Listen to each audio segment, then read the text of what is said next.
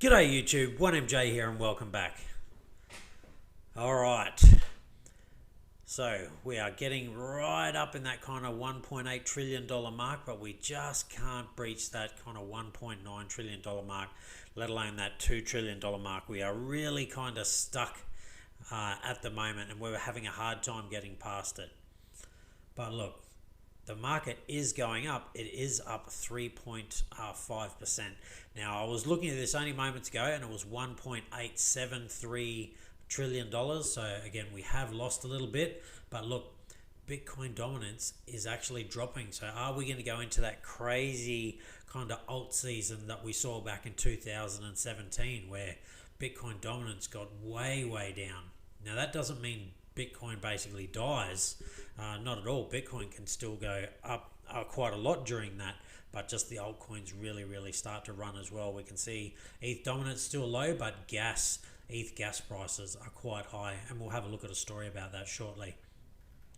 Right, bit of a mixed bag. There's some green and red in here. Nothing too crazy that we can see in the sort of, top 13 coins at least. But let's have a look. What's really pumped in the last 24 hours in the top 100? Right, Holo doing well, Dent doing well, Huobi token doing well, OKB token doing well, and then again some other good sort of gains. Again, for me, like I said, 15% 24 hours. Anything over that is good. Anything under it is just okay and kind of stock standard. So a couple of really good gains, and at least some pretty good gains. But look at the 7 days, that's actually looking quite good. So again, altcoins, they really are just still sort of running. Some have come down, the ones that pumped earlier, they've obviously come back down, and maybe they're going to get ready to do their next leg up. But the ones that weren't pumping before, now they are really starting to pump. All right, what about losses? What's not done so well in 24 hours? Well, BitMax is down, Harmony, Anchor, Theta, Hedera, Decentraland. Look, we got a few losses here, but nothing too bad. Really, only the BitMax token one's going to hurt. Harmony one, yeah, that'll hurt a little bit, but look, they're still up 20% in the last 7 days anyway. Theta Network, same thing, 5%, that's not too bad, but they're still up nearly 30%. And Anchor, good Lord, they're still up nearly 140% over the last 7 days. So again, a bit of a mixed bag, nothing too crazy. Dogecoin going down, all these people that said that they were going to get it to $1. It's got a ways to go. It'd only have to 20x from here. It's 5 cents right now, and I'm not saying it can't do it at all, but it's going to be quite a mission to get Dogecoin to $1. But you never know. Maybe all the TikTokers and that can do it. Anything's possible. All right, let's move on. Now, Ethereum. This is very interesting. So this is the Ethereum versus Bitcoin chart. So again, December 2017, the 10th, it got quite low, but then rocketed all the way up to its all-time high, 30th of January 2018. So again, the kind of peak of the altcoin season. And then it's just been making its way down, and it's really kind of found a base here. Now, this has been both resistance and support, but it's been more support than resistance. So support, a bit of support there, support, and then it dipped under this, support again, almost support there, close enough, support, resistance, support, and here we are again. So this is where we are right now. We are coming back down onto a Satoshi level where Ethereum really has been there a lot. And what we're waiting to see is if this is that big accumulation phase against Bitcoin, hasn't been outperforming it. And now, are we going to rock it up and see something like this again? I tell you, it'd be good, it'd be nice. I'm just not sure Ethereum can do it with their gas fee issues at the moment. That's my personal belief. That's not to say Ethereum can't do well. I think it can do well. I just don't think we'll see something like this without 2.0, second layer solutions and all the rest of it. I don't see Ethereum getting anywhere near there. Look, I'd love to be wrong because I have a reasonable position in Ethereum, but I really do think that's the biggest thing holding Ethereum back. So hopefully all this, EIP, 1559 and layer 2's optimistic roll-ups and all of that can come sooner rather than later. But it is interesting that it seems to be finding some support on this Satoshi level. So what is it? 3,131,919 Satoshi level. So not dollars, that's Satoshis. Let's have a look at Ethereum versus the dollar so we can see. It was in a bit of a wedge here, broke out to the upside, came back down, retested some old levels, broke up, broke back down, and then look what it's doing. It looks like it's on its way up and starting to retest some old levels, starting to hopefully use it as support. Again, because we're talking about Ethereum and the issues that it's just having with gas, and that's a scaling issue for it at the moment, I don't think it's going to set any crazy prices anytime soon. Now that I've said it, it's probably going to do that. It'll go to $3,500 in the next 4 days. But I just think it's kind of at a peak for now. Without any good news about scaling, optimistic roll-ups, layer 2 solutions and all that, I'm not sure Ethereum can go any higher. Particularly because when the new money comes in, which again, it's called the dumb money, but they're going to come in, they're going to try it, and the fees are going to be so much, they're just going to want to get out of it straight away. They're going to go, no, I can't even use this. And that's why I think Ethereum's just going to be stuck. I think the institutional money will continue to chew it up because they know that once it comes, it'll be worth a whole lot more. That's my personal belief, and that's why I hold my Ethereum. I could easily sell it all and get into something else, but I think they will eventually scale, and when that happens, then you're going to see the price skyrocket. I'm just not sure when that's going to happen. That's the real kicker at the moment. Optimistics has been pushed back. These layer 2 solutions, they're still working things out, interoperability and all the rest of it. There's so many things going on. There's no definitive answer at the moment. So I don't think Ethereum is going to get past this kind of $2,000 range anytime soon. But I am more than happy to be proven wrong. And if I am proven wrong, I'll be ecstatic because it means my Ethereum's gone up. All right, Bitcoin, let's have a look. Very, very interesting. So, confirmed breakout. Nice. It almost pulled back to under. And again, this candle here, it's a very sort of new candle still. So this is a second candle, but this is a confirmed breakout. But it still could be a confirmed breakout and then roll over before we see something like this. So we'll just have to wait and see. But what I can do is let's get rid of this because this is obviously made invalid at the moment. It still could play out that way, but we have a confirmed breakout on the daily. Now we're just waiting to see what happens. And again, this was the 50-day moving average. It basically bounced perfectly off it. So all waiting to see what Bitcoin does. And in all fairness, as long as Bitcoin kind of ranges, altcoins are going to do really well. As soon as Bitcoin gets on a reasonable run, profits from the altcoins are going to bleed out for a while. So it's, that kind of yin and yang. Yes, we want Bitcoin to do well, but when Bitcoin's doing really well, our altcoins don't do so well. And yes, we want our alts to do really well, but when our alts are doing really well, Bitcoin's generally not doing as well. So, if you're heavily invested in alts, then you're loving this at the moment. And, if you're heavily invested in Bitcoin, then you're not loving it so much at the moment because it's been really choppy up and down. Again, as high as $62,000 and then as low as $43,000. I would have loved to have got some at $43,000. And I had buy orders ready to go down around the kind of $44,000 range and even $46,000 range, and we just didn't get there. This time we only got as low as, there you go, about $50,000. So, lower highs have been happening, but higher lows have been happening. So again, this feels like it's kind of coiling up, getting ready for something, and hopefully it's to the upside. Right, moving on. I'm going to try and make this video a little bit quicker. Mine have been going for about half an hour of late. All right, Dogecoin. You can actually book flights with Dogecoin now. So Air Baltic customers wanting to buy flight tickets can now do so using Dogecoin, Ethereum and Bitcoin Cash. So there we go. The mainstream adoption, it is happening. It's just slowly, and again, that whole trickle flood. And the gates are starting to open. I mean, you wouldn't have heard of stuff like this only a few years ago, and really, only maybe a year ago, you could hardly hear of anything like that. And now it seems like they're all getting on board. And I would say most of the places that start to accept cryptocurrencies, they plan on holding them for now, long term. And interesting, they went with Bitcoin Cash. I mean, it's not dead, but gee, not a lot is going on with Bitcoin Cash. It's been struggling. All right.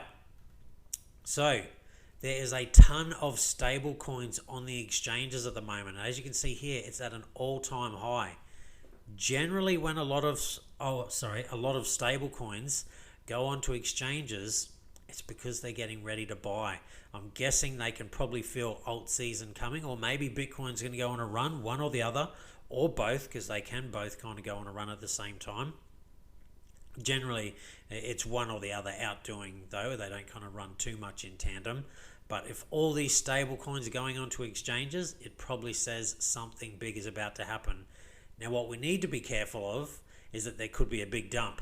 That's what it could be. And then they're all waiting to buy the dip. But again, we don't know that. It could be the complete opposite, that everything is just about, it's at that boiling point where where the water's just starting to bubble, and then that kettle just goes and everything fires up. I can't tell you exactly what's going to happen, but I do think it'll be to the upside. But look, I've been wrong before, and I never offer financial advice, so don't run out and bet the house on anything that I say or anything that anyone else says. As I've said this a number of times, you've got to take information from a whole stack of different places. People say don't take any advice from YouTube. That's not true. There's plenty of great advice on YouTube. You just got to make sure that you're not getting sucked in by the really bad advice on YouTube, because there's plenty of that as well. Twitter, places like this, Crypto Potato. There's a ton of different sites there, and I'll look at them. But all these stable coins going to exchanges makes me think things are getting ready to take off, and I hope that's the case. All right, a Spanish government is selling its Bitcoin. All right, I don't know if it's the time to do it, but maybe they know more than I do, and they're smarter. So Bitcoin is not liked by everyone from the Island Council of Tenerife, Spain. At least that's what was suggested by its president, Pedro Martin, who ordered the sale of the local government's investment in cryptocurrencies. I mean, look, maybe he's selling because he feels it's about to top out, and he is then going to wait to buy in at cheaper prices later. And look, maybe knows something that we don't know, but I'm not sure it's because people don't like it. I think that's debatable. All right, although the president did not disclose the exact number of Bitcoins acquired by the council, it was reported that the liquidation could yield almost 1 million euros, which could be around 20 Bitcoins. So there we go. And what price did they, buy those Bitcoin at originally? I mean, if they bought them for like $3,000, $4,000, $5,000, $6,000, $7,000, selling at $50,000, they've basically 10x their money. You can't blame them for that. But whether they're selling all of their Bitcoin, well, I guess time will tell. But yeah, very interesting that they, just the way this is worded, it sounds a little bit sensationalized, and maybe he didn't say it exactly like that, because I couldn't imagine there's too many people out there right now going, again, I've got this Bitcoin, now's the time, I've just got to dump it and sell all of it. There's always going to be some people out there that might think that, but gee, that'd be the few, because it really does feel like more people are buying than selling at the moment. All right, payment firms. Payment firm Nuvi launches support for 40 cryptos, including Redcoin and Doge. So again, more Doge news. The adoption is coming. Now, I'm not a massive fan of Doge. I don't hate it, and I'd definitely trade it. But yeah, interesting that they have gone with a whole stack of coins. And, coins like Steam, you hardly hear anything about that. Bitcoin Gold, not really a lot. Siacoin, a little. Depending on who you're talking to, they might call these all shit coins. And look, XRP's in there. And again, I'm not saying XRP's a shit coin. Please don't take it that way. But it's just got so many issues going on at the moment. It's not exactly one of the better performers. It's not the worst performer, but it's far from the best.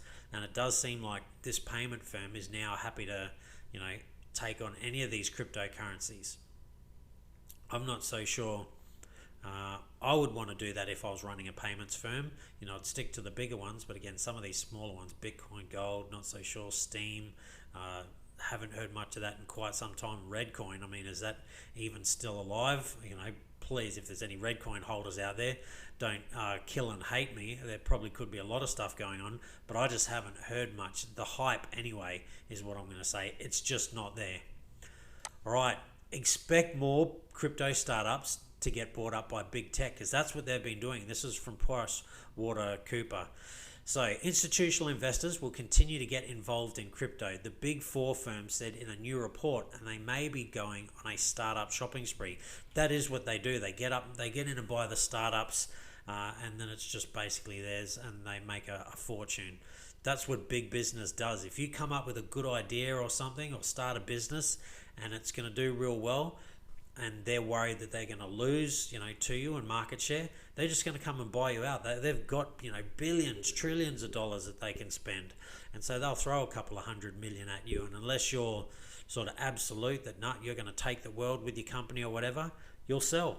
And then it'll just be theirs. And then, your idea and your new big thing will be their new big thing. All right. Old coins from back in the day still getting targeted by the SEC. And look, I'm not against this. The Securities and Exchange Commission, or the SEC, has charged crypto firm Library, or LBRY, with selling unregistered securities. So Library, a decentralized publishing platform that claims 10 million users, facilitated its operations via Library credits, which are blockchain-based tokens. According to the SEC, however, before developing the network, it also sold the tokens as investment contracts with the assumption that their value would go up. All told, alleges the SEC in a complaint filed today in a US district court, Library received more than $11 million in US dollars Bitcoin and services from purchasers who participated in its offering. So they're going to have to likely pay back that money. Been a tough time for cryptos, particularly the ones that come back out, came out the big ICO craze back in 2017. The long arm of the law has caught up with them, and that's the way it is. I mean, if they've deemed that this was a security, then I'm happy for the fine to be issued and all the rest of it. But hopefully they're not just randomly targeting, or not even randomly. I don't care if they're randomly target, but if they're not just trying to, I don't get the feeling like they are trying to crush the market. I think they are trying to regulate it in a good way, but we don't want too much regulation, not over-regulation. That just hurts everybody. All right, banks take a beating after Bitcoin. Take a beating as Bitcoin surges after the Archegos, I don't even know how to say that, sell-off. So it was a bruising day on Wall Street for big banks exposed to the Archegos sell-off on Friday, but Bitcoin and crypto have been beneficiaries to the turbulence. So you're probably wondering what this sell-off is. Right, so we go over here. This is what's happened. So we've seen this movie before. A hedge fund uses massive derivatives positions to take extremely leveraged bets and blows up, spreading billions of dollars of losses amongst Wall Street banks and threatening the financial system. In this latest instance, thankfully, it doesn't appear the financial system is at risk, but the extraordinary fire sale of Archegos Capital's positions has roiled markets and racked up billions of dollars of losses for some of the world's largest and supposedly sophisticated banks. So, another sort of financial, I guess we could say it's like kind of an empire or institution has folded and basically got over leveraged themselves and now gone into insolvency. And the problem is all these big institutions, they put money into each other. So if one fails, it really hurts them.